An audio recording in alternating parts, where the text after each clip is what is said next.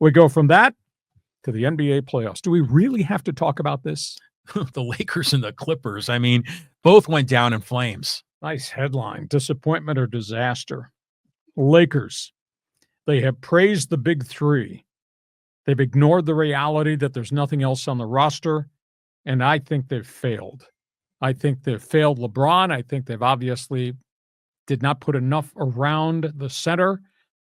They did not do enough for Luka. They got Austin Reeves. Massive hole in the paint, offense, defense, rim protector. They've just not developed young players. Now, rumor is that they're going to go into the marketplace and they're going to make a move to try to go get at least a shot blocker. And the guy they're going after is Clint Capella, Atlanta Hawks, former Houston Rocket. Big 7-foot guy, blocks shots, big wingspan. Not much offensively. Backup idea might be Brook Lopez from the Milwaukee Bucks, who's about to become a walk free agent. I just think it's going to be hard for them because of salary cap limitations. And the only stuff they've got used they can trade would be to trade their number one pick in 2031 and Dalton Connect. Because I don't think any of those other guys, with the exception of Hachimura, but how do you help yourself if you trade Hachimura? You're moving more people out who can play. So they got a big challenge ahead of themselves. 2031? Yeah, because the league has a rule. You cannot trade number one picks in consecutive years. Oh. So they've traded picks. So the only number one pick they can trade is in 2031. That's insane. Yeah. That's where they are.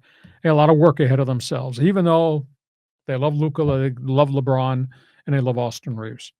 The other team of the Clippers, what a letdown, or should I say, what underachievement. These guys won 20 of their last 24, got into the playoffs as the hottest team in the league. They were up by 15 in Denver in the first game. I thought it was locked. They let it get away, and they just never really gathered it back. They wound up losing Game 7. They wound up getting killed in Game 7. They're going to have to step back away from the carnage and evaluate, is it time to rebuild again? You know, this is a franchise that rebuilt itself and gave you Blake Griffin and Chris Paul III. This is a franchise that rebuilt itself and gave you Kawhi Leonard and Paul George. Neither one of those projects got to the finish line because of injuries, and now injuries and age. I just don't think that Harden and Kawhi fit any longer, and they're older. Harden is 36. Kawhi's 33. Kawhi's on a minutes limit. He's playing half a season now for you.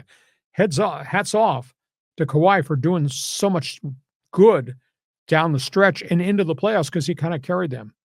And in terms of Harden, I'm tired of seeing the act. He disappeared in 3 of the 7 games against Denver. In the 7th game, the most important game of the season, John, he had 2 baskets in 35 minutes. This guy's making $36 million a year. He's got 1 year left on his contract. I think I'd shop him. Find somebody, because everybody's willing to take on a bad contract if it's only a 1-year deal, and they'll get the cap space once. I think they need to get him out of there, because I don't know if I want to say he's poison, but I just don't know that he's a consistent team guy. He blew off. He did not appear. He's going to get fined by the NBA. He didn't appear for any of the 3 losses in the postgame press conference. That's weak. You know, and then I guess the other question is, what do you do with Kawhi?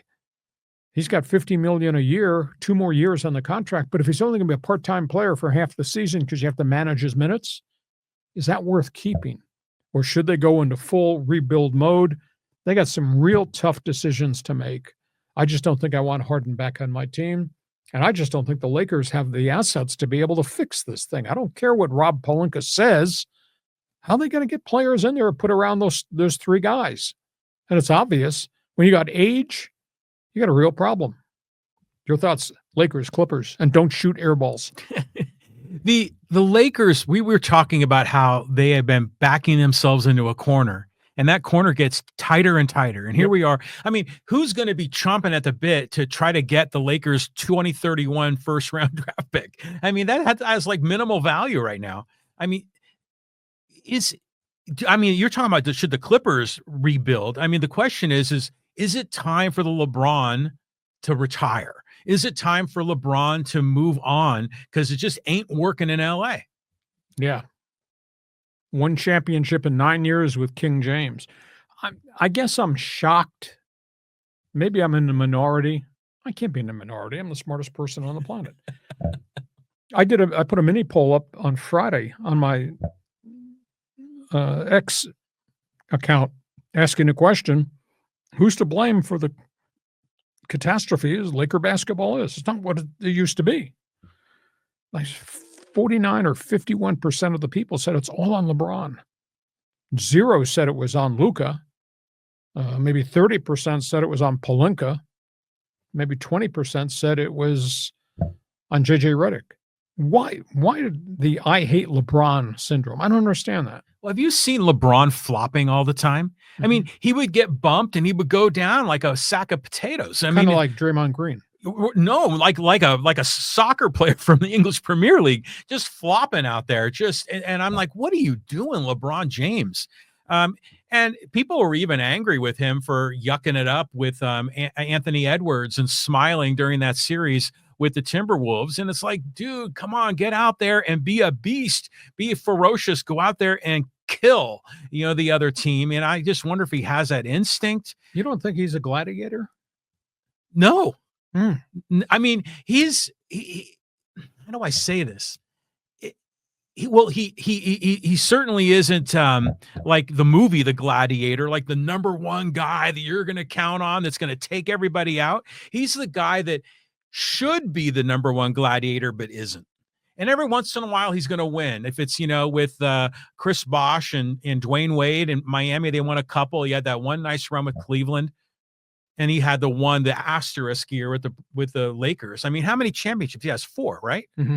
I mean, this dude, if you're telling me he's not Michael Jordan is what you're telling me. Yes, but he's not. I mean, Steve Kerr has more rings as a player, not counting what he has as a coach. So it's just like LeBron is like A-. He could be an A, but he just doesn't go that extra distance. So you're the one that voted. It was LeBron's fault, huh? You and 51 other I go friends. on those polls sometimes, and I think I did vote on that one. I think I did select LeBron. What are we doing about the Clippers? What are you telling Steve Ballmer? Steve Ballmer, man, he just tries hard, and he deserves a championship here. Harden, see you later, alligator. I mean, that guy is something else. I mean, we even questioned when he came over and if he was going to be a really good fit. Kawhi, I just can't see any scenario where you get rid of Kawhi, But if you're a season ticket holder and you want to see the Clippers throughout the regular season and Kawhi's only playing halftime, that kind of screws the season ticket holders. Yep. So what do you do? It seems like they're a team that has the potential to rise higher if they were able to make the right fit. Where I don't know if the Lakers have any scenario that isn't going to just be neutral or negative. Exactly. The Clippers have a potential to have a positive outlook if they make the right moves. But I'm not sure what they need. I guess get rid of Harden and maybe get maybe more of a pass first point guard. Okay. One sidebar here, talking NBA. How about the Game 7? How about Houston at home, all their young guns, and the grizzled old Golden State Warriors came in and kicked them in Game 7. And that's hitting the hot button with all their experience, shot the lights out, hit 19 threes in Game 7. Houston was just never in that game, and that was on their home court. I mean, it's a learning experience for such a really young team. But Kerr got those guys cranked up after they lost Game 6 back in the Bay Area. They walked into Houston, and they just whacked them. Yeah, I heard comments from Jimmy Butler after Game 6, and he said, Ballmer, we should have won this, but I'm confident we're going to go win Game 7 in Houston. I'm like, oh, geez, Jimmy, I hope you're right. And then that game, Curry was just magnificent. I mean, not only hitting the threes, but just the hesitation moves and the stutters, and to be able to drive into the lane and get layups. I mean, just tremendous. Even Buddy Hield was going nuts hitting threes in that game. So yeah, now the Warriors advance. I think the Warriors are now going to play the Timberwolves. That's going to be hard. It's going to be hard. Minnesota's young, sitting there waiting to jump on somebody. Oh, no doubt. I mean, they're going to be difficult to beat, but so are the Rockets. So I think the Warriors, have a chance to beat the Timberwolves where the Lakers didn't have a chance at all. Okay, NBA. Want to talk hoops? Lakers, Clippers. Fans Forum chat box is open for business.